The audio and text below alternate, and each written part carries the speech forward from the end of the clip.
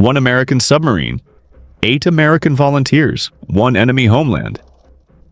What happened next proved that American reach, American courage, and American innovation could strike where no one thought possible. On the evening of July 19, 1945, Commander Eugene Fluckey pressed his eye against the periscope of USS Barb. Along the Caputo coastline, a Japanese supply train moved steadily north. Freight cars carried troops and ammunition bound for coastal garrisons. To most eyes, it looked routine. To Fluckey, it was a lifeline that could be cut. Fluckey was 31 years old, on his 5th war patrol as Barb's commander, with 17 enemy ships already credited to his name. For weeks, Barb had been hunting along Japan's northern approaches. By this stage of the war, Japanese merchant shipping was collapsing under submarine pressure. Targets were disappearing. Fluckey refused to let his final patrol become quiet. USS Barb was a Gado-class submarine displacing roughly 2,400 tons submerged, carrying a crew of 80 men. She was already one of the most decorated submarines in the Pacific Fleet. But what made Barb different was not her awards. It was her willingness to break assumptions about what submarines could do. Earlier that year, Fluckey had received the Medal of Honor for an attack on Nam Quan Harbor, off the coast of China. He had taken Barb into water so shallow the submarine could not dive, through minefields and destroyer patrols, and attacked a protected convoy at anchor. 8 enemy ships were sunk. Barb escaped without losing a single man. It was described as one of the most audacious submarine attacks of the war. By summer, Fluckey wanted more than torpedoes. He wanted reach. Before this patrol, he convinced Navy engineers to mount a rocket launcher on Barb's forward deck. The launcher fired 5-inch spin-stabilized rockets, originally designed to defend landing ships. Mounted on a submarine, it turned Barb into a platform that could strike shore targets directly. It made her the only rocket-launching submarine in the United States Navy. If you want to hear more stories where small changes completely rewrite what is possible, subscribe and stay with this. In late June, Barb reached waters north of Hokkaido. Shortly after, she surfaced offshore and fired rockets into industrial areas, striking factories, shipyards, and military facilities. Fires burned along the coast. Then, Barb vanished again. Over several weeks, she repeated this pattern. Surface, strike, disappear. Japanese defenses struggled to react to a submarine that could suddenly attack inland. Then Fluckey noticed the railroad. The tracks ran close to the coastline, within a few hundred yards of the water. Trains moved day and night, hauling troops and military cargo. Fluckey watched the schedules for days. He could have shelled the track, but repairs would be fast. What he wanted was different. He wanted to destroy a moving train. That required something no submarine crew had ever done. In Barb's forward torpedo room, Chief Gunner's Mate Paul Saunders and Electrician's Mate 3rd Class Billy Hatfield worked on a solution. Hatfield studied a 55-pound scuttling charge, designed to destroy Barb if she had to be abandoned.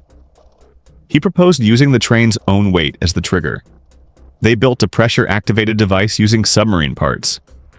A small switch would be buried beneath the rail. Batteries would complete the circuit.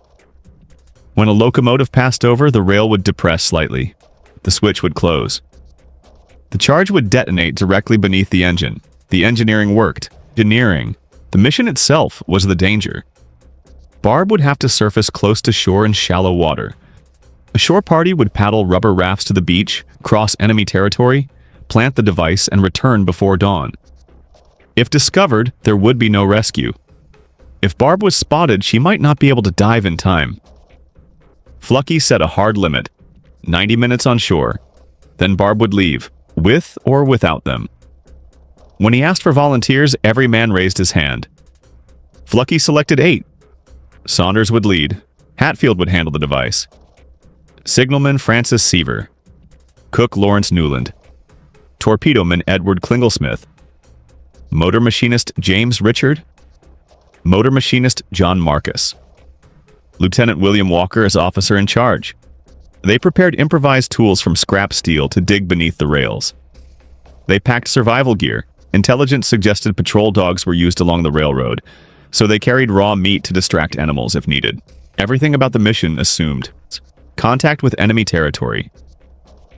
Weather delayed them. Cloud cover was essential to hide moonlight. Finally, on the night of July 22nd, clouds built over the coast. Fluckey made the call. Just after 11 at night, Barb crept toward shore, running quietly on electric motors. The water depth dropped to less than 40 feet. If discovered, escape would be difficult. Shortly after midnight, the rafts went over the side. 2 rafts. 8 men.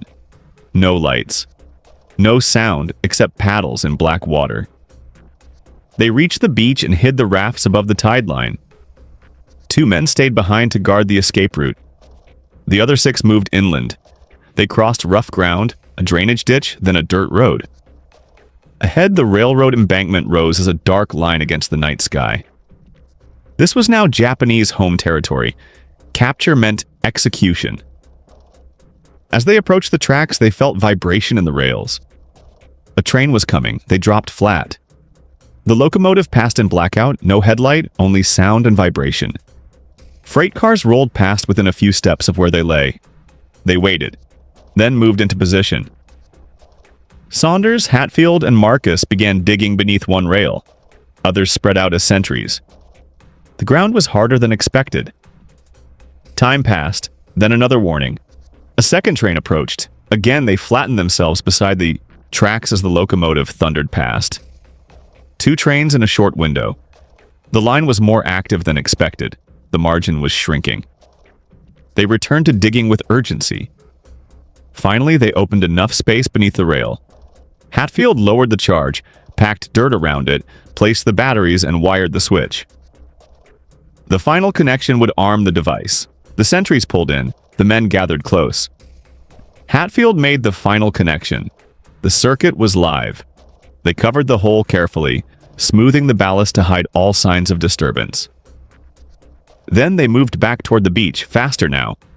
At the shoreline, the rafts were waiting. They launched immediately and paddled toward Barb. From offshore, Fluckey saw what they could not yet hear. Another train was coming. The rafts were still hundreds of yards from the submarine. Fluckey edged Barb closer to shore, accepting the risk. Timing was now measured in seconds. The men reached Barb and scrambled aboard. Hatches slammed. Barb turned away at speed. Then the rail depressed. The circuit closed. The explosion lit the coastline. The locomotive disintegrated. Freight cars slammed into one another in twisted wreckage. Secondary explosions followed as ammunition ignited. From Barb's deck, sailors watched a Japanese military train vanish in a wall of fire. If that moment held you, subscribe. These are the stories that rarely get told correctly. Barb drove for deeper water. Searchlights swept the surface behind them. Coastal defenses were alert but late. Soon Barb reached water deep enough to dive. Ballast tanks flooded. Within moments, the submarine disappeared beneath the surface. At daylight, Fluckey raised the periscope. Smoke still rose from the embankment. The rail line was cut. Repairs would take time, but the psychological impact would last longer. The message was clear. Nowhere was safe. Barb continued her patrol, striking shore facilities with rockets and gunfire. When she finally returned to Midway in early August, her combat record was unmatched. The crew gathered with their battle flag. Ship symbols marked confirmed sinkings. Rocket symbols marked shore strikes. And at the bottom was something no other submarine carried: a Japanese locomotive. Admiral Chester Nimitz met the crew. The 8 men who went ashore posed for photographs. They were sailors, mechanics, electricians, and a cook. For one night, they became a special operations force on enemy soil and expanded what submarines could do. Fluckey received another Navy Cross. But his measure of success was not medals. It was that every man came home. 2 aggressive costs. This mission avoided that cost by being deliberate. Daring, but not careless. Fast, but not reckless. Pressure applied with precision. Days later, the atomic bomb fell on Hiroshima. Shortly after, Japan surrendered. The war ended before Barb could sail again. But Barb's final patrol had already changed naval warfare. The idea that submarines could strike inland, Launch rockets and land men on enemy soil became part of future doctrine. Missile submarines, power projection, strategic reach. The roots of that thinking traced back to this patrol. Barb was eventually scrapped, but her battle flag remains in a museum in Connecticut. Visitors stop when they see the locomotive symbol. It looks almost unreal. Proof stitched into cloth. Fluckey retired as a rear admiral. He later ran an orphanage. He lived quietly. He never bragged. But history remembers what his crew proved. 8 American sailors paddled ashore in darkness. They planted a bomb under enemy rails. They escaped under the clock. They destroyed a military train. They returned without losing a single man. Which part of his story stayed with you?